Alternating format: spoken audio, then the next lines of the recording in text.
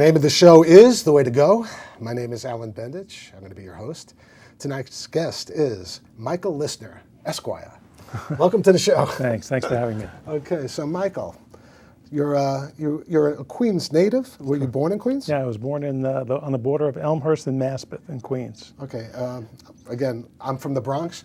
Queens was like another country. The only time I ever went to Queens was for the World's Fair. That was it. Yeah. You know? Do you remember the gas tanks along the LIE? Yes. When I got out of my house in the morning, I would look up at the gas tanks on the LIE. Was there a smell associated with Yeah, them? well, not really, but it was no comment. Okay, so did you live in a private house or did you live in I live in apartment? an attached house, a row house.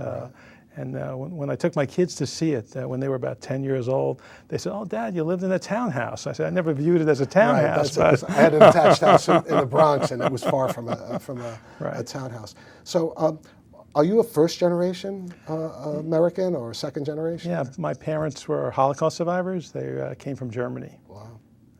So, when did they come from? When did they get to the United States? Yeah, well, my dad was on what's called a kinder transport, and he got here after Kristallnacht happened, and he was saved with 10,000 other German kids. In early '39, he was sent to England, and he lived in a town called Chislehurst till 1940 when he was able to come to this country. He came to this country in '40 when he was 15, and then in '43 he got drafted. And he was a member of the Counterintelligence Corps, and he used to tell us stories about what he used to do behind enemy lines and all the things he did. He had stories that would make unbelievable. Was he the only member of his family that was saved, or? His parents were very fortunate because they had a cousin who was a member of Parliament, and although they didn't get a visa at the last minute, in 1939, just as the war was breaking out, which I believe was in September of '39, they also got out and came to England. And so they reunited in early '40, and then they were able to get passage to the United States. Did you lose any relatives? Everybody else died, aunts, uncles, yeah. Do you have any pictures or anything? Is there anything survive? Or I have one picture of my dad as a kid when in the 1936 Jewish Sports Festival. Wow. Which was going on when Jesse Owens came to Berlin for the Olympics. My dad lived in Berlin. And Hitler put this publicity nonsense. They didn't know it was publicity at the time, but it was all for public relations to show that Jews could participate in sports. And my dad, who was 11 years old, was already then an amazing athlete. Wow. And he was one of the participants of the Jewish Sports Festival. That's the only picture you have? That's one of the, I may have one or two others, but that's the one that sticks with me because a client, a friend of my dad, after my dad had died, brought it in. They had it and they gave it to me. So, I mean, it's amazing what happened to our people. It's just and everything was destroyed. I mean, they took everything away from us. But you're lucky. I mean, thank God your father was a survivor. Yep. How about your mom? My mom's story was very interesting. My grandfather was a doctor, and my grandfather was arrested and taken to Dachau. And the chief of police was one of his patients and got him out of Dachau. And he was home again, and he was about to be rearrested by the Gestapo when the chief of police had sent a message to my grandmother, "Tell your husband that they're about to arrest him. He has to pretend he's sick." So 2 minutes later, there was a knock at the door. The police come and this and that. They run up the steps, and my grandmother says, "Go, take him. He's yours. But read this note," because the chief of police had given them a note saying he had a communicable disease. Right. So they left, and he was in his bed and his clothes and everything else.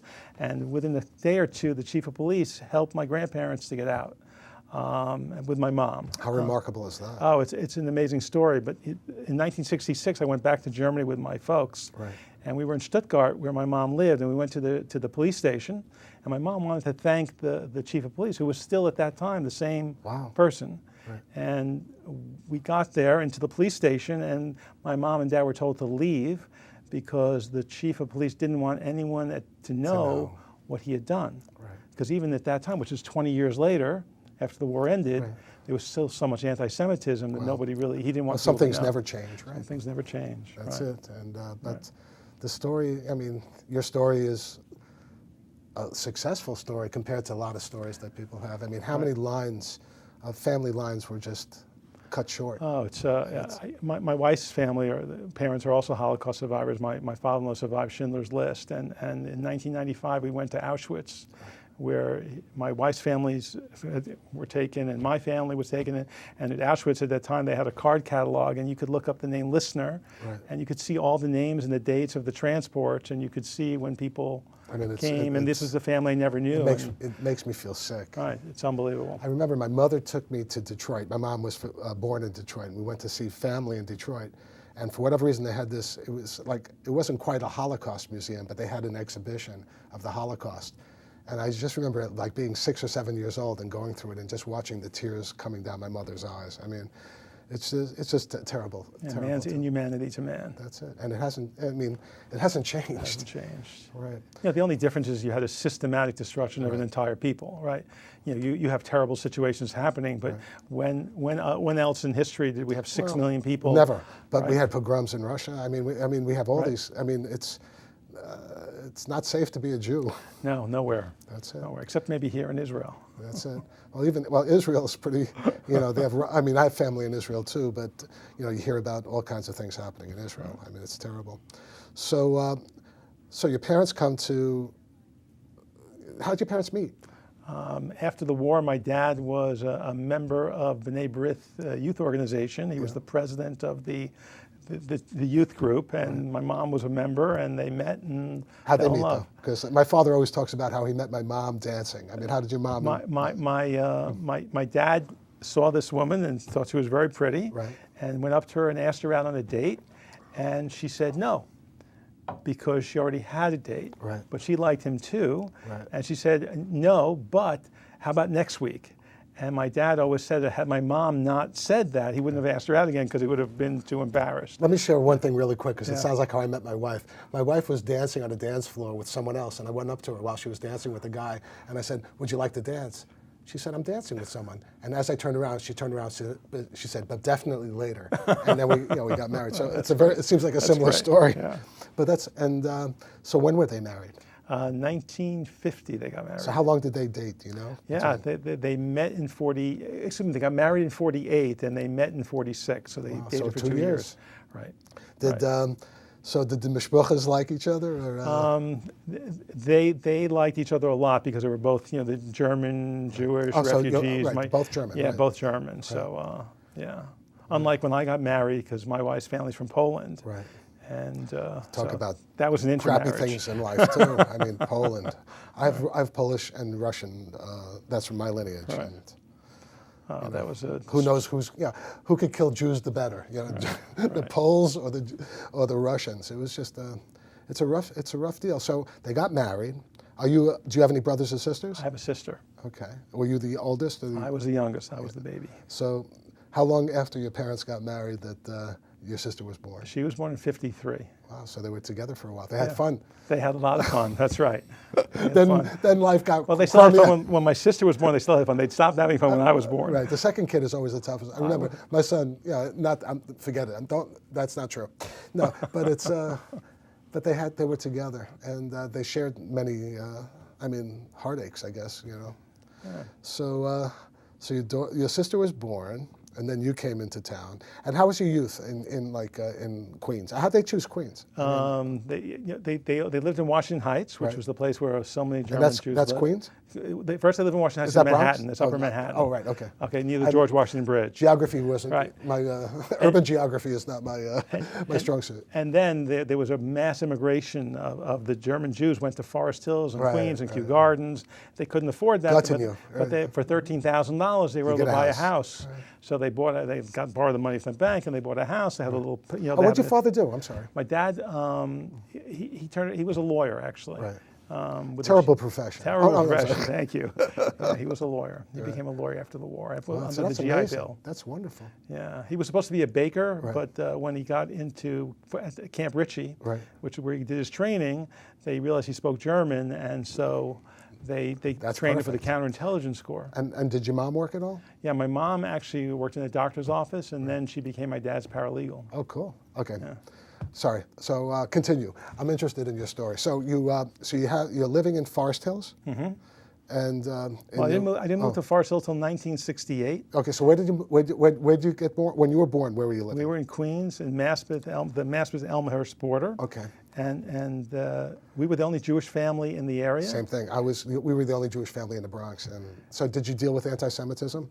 So it was okay until 1968. Right. And then 1968, with the election and who people were supporting, and it was, it was like actually, the Communist Association. Actually, when I'm thinking back now, it really Jews. started in '64 Right. with Goldwater and Johnson. Right, I remember that. Okay, that's when it really started to hit. And that was the first time, between '64 and '65 was the first time they called me Goldberg and Hamburger and Jewburger and things of that sort. I was called Kike and Jew Bastard a lot. And I lived in a mostly Italian and Irish neighborhood, and I learned how to fight because I used to get myself beaten up all the time. Right. And we were the only Jewish family. I always wonder why my father chose that block to live on. But it was rough being Jewish back then, especially if you were anti-war, civil rights kind of guy. Because it was all, everybody was like this honor America crowd. Right. Sorry. It was they felt that being Jewish and being able to honor America were like distinct things, and it was rough. I had a rough time. I'm sure you did too. Yeah. But you're a big guy though. At least you're tall. I'm 40 pounds overweight now. But no, I'm not talking about overweight. You're tall. I was tall and skinny. I was a skinny Marink, but I took a baseball bat. And the kid was really hurting my sister, and I would have killed her had she not ducked and moved out of the way. But I actually, when I was 8 years old, 9 years old, and dislocated her shoulder. And then finally my parents woke up and realized what was going on. Took them a couple more years to be able to move, but then it was... That's good. After a while, we were able to get the Forest But I just Hills. remember my brother was doing bar mitzvah lessons, and they were throwing rocks at him on the way to synagogue and all this. It was a rough time. Right. So, okay, so you're 68, you move. Right. Thank God. Right? Well, I tell you something. I still have one great friend from those days. Yes. Who was actually my next door neighbor, a non-Jewish kid, obviously, because we were the only Jews. And he's the one kid from that area that I still communicate with and love. Well, that's good. That's good that you have a good relationship with her. I don't know anybody from my old block. And actually, what happened was, all the Irish and Italians moved out, and like Jamaican people moved in. My parents kept the house. The nicest people. They used to shovel the snow for my father. It went from being vilified, to being like honored, for being an old guy and all this stuff. So it was the mass white exit, became something that was actually very positive for my father and mother. But okay, so you moved to Forest Hills. How old were you? I was about 12 years old. Actually, at 11 or 12 years old at the time. So you're in junior high school. Yeah, I was actually still in fifth. I was fifth or sixth grade when I moved to Forest Hills. Okay, so you're in fifth or sixth grade. Right. You get to Forest Hills, all of a sudden, Jewish people. It was awful. Really? It was the worst. Why? Terrible. Why? Hated it. Why?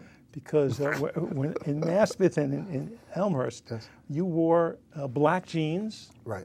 and white socks and shoes or sneakers. Right. You go to Forest Hills, that was not cool. Oh, okay. I got That you. was not cool. So my first day of school, I was made fun of like you wouldn't believe for the way I was dressed. Right. I came home crying. Oh. Crying. That day it was raining. I'll never forget. It was a rainy day. I came home crying. Right. The next day, it changed my life because I'll tell you what they did the next day. It was a sunny day. I was still dressed the way I was. Right. And my dad actually shadowed me, walked me across. He was walking across the street as I was walking to school to make sure I wouldn't get beat up or something. Right. But during recess, they played punch ball. Oh, I loved punch ball. Now, let me tell you something. These Jewish kids in Forest Hills did not know how to play punch ball. Oh, my God. So the first time up, I hit a triple. The second time up, I hit a home run. I love punch ball. Third time up, another home run. By the afternoon, I was elected class president. Awesome. I'll tell you, punch ball, I haven't thought about punch ball since, I don't know, for 50 years. Right. So I'm happy you brought that up. Punch ball was That was amazing. the best. I loved punch ball. Right. And also, we used to play, games, like whatever it was, like, what was the name? It wasn't handball, but it was like A slap ball box ball when you played. all those things, Yeah. all those games. Off were the great. wall and Johnny and the so, Pony. so then all of a sudden you were like, All of a sudden, because I could, nobody could hit the ball the way I could. 'Cause I grew up, we didn't have the equipment when we lived. It was a poor neighborhood in Queens, but Forest Hills, they had stuff. so they never what kind played of much. student were you? I mean, how would you describe? I didn't like to work. I wasn't a great You were student. smart. Smart kid, but really never liked to work. So, but you were able to do well in I school. did very well in school, but I was the same way. I skipped first grade to third grade. I never did. I mean, my son is the same thing. My son has a photographic memory, so he was able to never study, and he always did fantastically. And I'm sure that's what happened. I really with you, didn't too. enjoy school till law school. It wasn't until I got to law school that I really started saying this is But fun. at that point, you were already an older person. I mean, you weren't a kid anymore. I'm still a kid now. So. I know. I'm a kid too. My wife tells me, I have 3 kids, and you're one of them. You're the baby. So right. So you go through high school. What did you major in college? Majored in college. I was very active in student government, so I really didn't do much at all in college except do student government stuff, which I did in high school too. And Which brings me today, yes. when you need to know that I'm running for president. No, I was trying to think of. So, and then you went to law school. Which law school did you go to? Brooklyn Law. Brooklyn. Oh, yeah, but you went to Albany. I went to SUNY Albany. And that was fun, right? That was a lot of fun. How was the food? The food was awful. I know. But there was a lot Same of thing it. with Binghamton. There was a lot of it. Yeah, you could eat as much As you want. Yeah, and a lot of it, but who wants to? Right? Right. Well, I did. Yeah, but it was fun, and the gym and all this other stuff, dancing and all this other stuff was great. So I'm trying to figure out the best way to ask this. How did you meet your wife? We met studying for the bar exam. Oh, So your wife's an attorney also? Yeah, she's an attorney also. I didn't know that. That's cool. My nickname from my dad, he used to call me a super idiot. So what he said to me to do was... How pleasant. Not pleasant, but it was probably true, a super idiot. Yes. And he said, look, in order, if you want to pass the bar exam, Yes. you need to go 6 months early and take a bar review course to get a head start. Oh, no. So I sat in, I took the bar review class 6 months early. So I was pretty relaxed and comfortable. Right. And Barbara was sitting with a group that was driving her crazy, and she picked up her stuff and sat down next to me. So I said, we started talking, we had coffee, and I came home that night, told my parents So I you met said, the would girl. you like to go out with her? She said, no, but definitely later. No, that's my story. Okay. I told my parents I met the girl I'm going to marry. That's funny, because the day my wife met me, she called up her mother and said, you want to speak to your future son-in-law, the day that we met. What did you think? I thought there was the chemistry happened at that moment. So Really? I wasn't afraid. And I was also like 35 at the time. And it kind of made sense. Like you kind of see someone say, oy, you kind of know at that age, okay, she's the one. It's like, oy, It kind of made sense. So when she said it, it was like I spoke to her mother. And, we're together 25 years. So there it is, So life is good. Right. So you started dating Barbara. Mm-hmm. And so how long did you date before one of you asked who's going to get married? I probably knew it the next day, Right. So That's she it? knew that second, yeah. No, but when did you actually get married? We got married 2 years later, but I told her probably the next day that we were going to get married. It's amazing though when you meet the person, Oh, it was clear. Something happened with me. It was clear. So so you got married, and how long you been married? 32 years. Okay. You have kids? We have 2 kids, Okay. a son and a daughter. Okay, so tell me a little bit about them. Well, Who came first? our son came first. He's 30. Our daughter's 27. Oh, that's it. So 3 years, just like my son Yep. and my daughter. Same thing, And 3 years. they're just the apple of my eye. I'm proud of both of them. They're So great what was it kids. like when your son was born? It was a miracle, just a miracle. What's your son's name? Sam. Nice name. That's my son's girlfriend's name. There's Samantha, but they call it. But Right. Sam, I love that name. That's Right. great. That was a miracle. And was he a big baby? About 8 pounds, 2 ounces. That's something exactly like the weight that my son was. And my daughter. They both weighed 8 pounds, 2 ounces. that. Yeah, my daughter was born 3 years later, just about the same size. Her name's Elise. She's 27. Elise. Great kid. And I wasn't kidding when I said I'm going to become president. Right. So my kids have Yes. started my campaign. Oh, that's good. Yeah. I'll vote for you. Thank you. That's it. So tell me about your kids. I mean, what did they do? Sam is in the energy field. Cool. And When you say energy field, what does Sam do?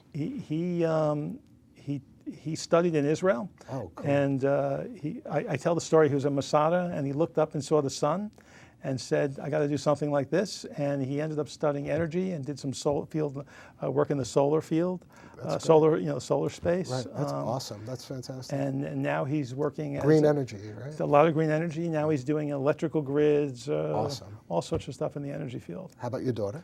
She works for a company that plans galas for not-for-profits. Oh. And you're affiliated with a non-for-profit too, aren't you? Yes, called the Blue Card. Really? Tell me a little bit about that, if you don't mind. I'm the chairman of the Blue Card. Oh, I didn't know. You're the chairman. I'm the chairman. Hi. Hi. I heard a lot about you then. Good things only. But, okay. But tell me about the Blue Card. We raise money for needy Holocaust survivors. Right. That's the only mission we have is survivors who live in this country who have emergency needs, dental needs, housing needs. That's our mission, is to raise money and give them money and support. What's a better cause than that? There is none. There is none. There is none. And we have a mutual friend, Mr. Eli Rubenstein. Right. And I think the world of him, and I guess you do too. I was one of the people that hired him about 12 years ago to become our executive director. Right. And he took our organization from a wonderful organization to an amazing organization. He's a great He's guy. one of the smartest people I know. Yep, he's a great guy. And he's also one of the most fun people I know too. I have a great time with him. He and I have, we worked together at the Workman's Circle before he worked at the Blue Card. And he and I have always enjoyed each other's company, having a great time together. Right. He's so smart and so funny. He's great. You couldn't have hired a better person. No, I agreed. Agreed. And it's such a small office too, and the amount of good things you do in such a small, a staffed office, it's amazing. How many people have you helped? Over the years, it's about 15,000 survivors. And their families, right? And their families, but primarily the survivors. Right. The families we support, but not financially the way we do the survivors. But it's rough. I mean, anything anyone could do for the survivors is not enough. Right. Especially as the years go by, there are fewer and fewer. That's it. That's why I look at my father at 101 years old, and I'm just hoping. He doesn't seem to want to go anyplace. He wants to continue. So that's a good attitude. Why not? That's it. Why not? Being above ground, that's the best place to be. So what does the future hold for you? I mean, so tell me about what you do for a living. Well, I'm an attorney. I work with my wife. We do primarily trust and estate and elder law. Right. We do some art restitution work. We have a small practice, a few associates, and everything is good. So do you plan to work forever, or do you have a thing? I'm not going anywhere. I have my blog site. It's the Caveat Emptor. Right. And I love that and the practice of the law and my kids. Do you have any other passions at all other than work? Do you do other, and of course you're not for profit. I mean, is there other, what things do you do for fun? What do I do for fun? Primarily work. Really? Yeah, I love to work. That's really my fun. Oh, do you have any grandchildren? I don't know. Not yet. Okay. We don't want to push. Okay, I'm sorry. I shouldn't have asked. You would have mentioned it if I.